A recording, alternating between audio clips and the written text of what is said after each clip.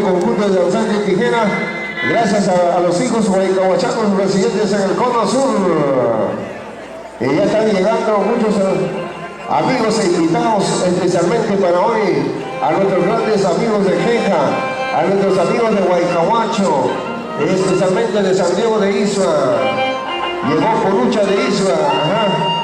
Muy bien, siguen llegando más amigos en este gran homenaje a nuestra mamacha, a nuestra venerada mamacha Santa Ana, abuelita del Valle de Sototo. Vamos, Tuyacha de Isla en el violín y el alba Roberto Ramos de Mayobanda. Como danzante Apu Sarasara de la provincia de Póncar de Sarasara. Con la fuerza telúrica del Apu Sarasara. ¡Ajá!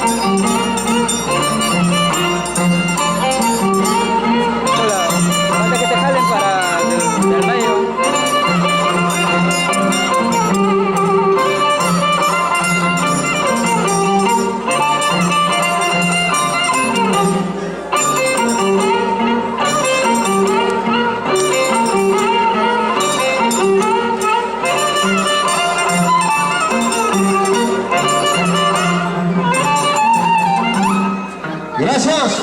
Antes que dice aguanta Maticha, vamos a escuchar las flamantes palabras del señor presidente de la Comisión de Fiesta, el señor Martín Curo. Tiene la palabra.